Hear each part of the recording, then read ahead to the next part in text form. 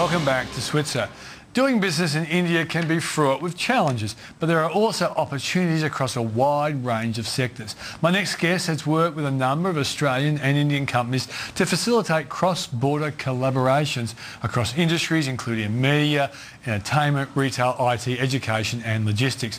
Rohini Kappadath is the head of cross-border business at Peter Partners Consulting, and she joins me now in the studio to tell us how to reduce the risks associated with doing business in India. How are you, Rohini? Very well, thanks, Peter. Now, you work for an accounting firm, That's consultancy, right. but you used to have your own business as well. That's right. I mean, I did that for about 8 years when I was assisting, when I spotted the opportunity for Australian companies to do business in India, having set up an IT company there, which was the subsidiary of an American software company. So having actually experienced firsthand the enormous managerial talent that existed and the massive market that is there in India, I thought that this is absolutely the place where Australian businesses should consider doing business. Are Australians still ignorant of the potential in India? I think that's rapidly changing. I mean, if there was some amount of ignorance in the past, it was primarily because we, as a nation, as a government, was so focused on the rise of China. So India got kind of, washed away a little bit and forgotten about. 1.2 billion people just washed away. Washed away, that's right. 400 million middle class washed away. Well, but I think all that is changing, and there's India's soft power has certainly not gone by unrecognised, and there's been a massive interest now, a growing interest in India from right from cricket, which has been a game changer. We prefer you to start losing for a change, but go on. We'll try. So therefore, I think Australia's gaze is shifting now more and more towards India and the opportunities that exist. Okay. The trade between Australia and New Zealand, how significant an export partner are we? Oh, this is a remarkable story. In fact, the story of the decade probably. India is Australia's fastest growing trading partner. Two-way trade between India and Australia grew about 55% in 2008-2009. And today it's sort of worth about $22 billion, so that's a lot of money. So you must be in the top 5 trading partners now. In fact, top 4. Top 4. We've just beaten the US and we're now in the top 4. Okay, so the risks of doing business in India, what are the standout risks? I think the standout one for me would be to not get the right advice, to just jump in and think that you can do a deal by jumping on a plane and actually meeting with a few Indians and finding what you think might be the right partner and entering into a deal with them. Getting the right advice from companies such as Peter Partners is, I think, an important part of the mix. Nice plug. Keep going. That's right. They'll love you back at the office, but go on. But at the same time, I think really pick your partner wisely. Do your research. Understand the market. This is a very different market to the one that we're used to. And India is a complex terrain. So understanding the marketplace, understanding your consumer, understanding your competition, and therefore building your business plan that takes into considerations all those factors, and pricing your product at the right level so that the market can actually embrace it. I know in China the rule has always been make sure you get yourself a really good local partner. Does the same apply in India? Absolutely. I think that entering into the right joint venture partnership or the right franchising relationships, the right licensing relationships is of paramount importance. Understanding then the cultural differences that are at play as well, and understanding, building that sense of mutual respect with your partner, acknowledging their strengths, acknowledging their understanding of the local marketplace, and really working that to your advantage is very, very important. Also understanding the cultural nuances of different nationalities. Now, one thing was explained to me, and you can tell me whether this is rubbish or not, but I was told that Indians find it difficult to say no bluntly, just that they'll let things run on. That's rather right. than... Is that a cultural tradition? It is, actually. Indians do find it very hard to say no, and I think that was more the case in the past, though things are slowly changing, and we're really faced with a very new India today that is not afraid to say what they believe in. However, when you're dealing with some of the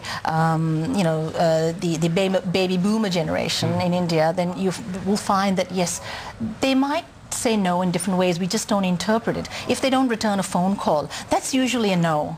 But we might say, oh, why haven't they called us back? And we don't interpret the subtle cues in perhaps the right ways. Indians will also stretch out a negotiation, or they may not tell you. So they make decisions quickly. They don't. They don't really make decisions very quickly. They're great deliberators.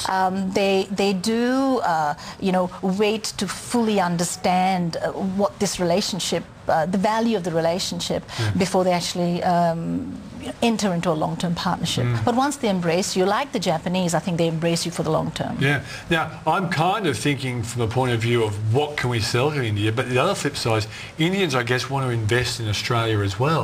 That's a thing I'm seeing quite regularly. I think the investment story from India, so the inbound investment story, is really exciting. It's grown tenfold in the last decade to about $1 billion.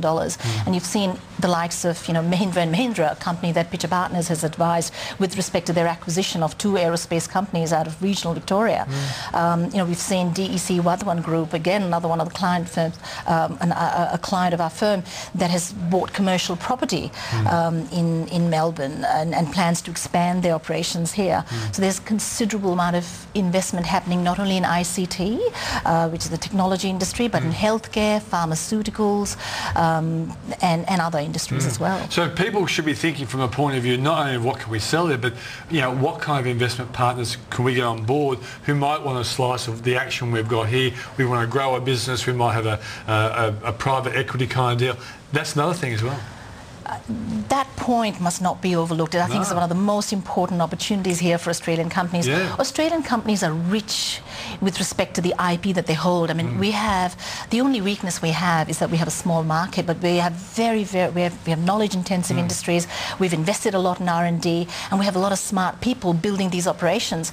The way in which you unlock the value that sits in your operation is really to jointly work with an Indian firm that sees that value and that wants to then take that technology and build a global brand from it. So I think that valuing the intangible asset within your firm, valuing the IP within your firm becomes a very important capability for Australian firms so that they can get the right valuation when they do a deal with an Indian company. One of the first bridges that Australian business walked across to India was using Indians in the back office for even bookkeeping and things like that, which at the time I thought was quite extraordinary. But because the education standards of the average Indian is actually quite high.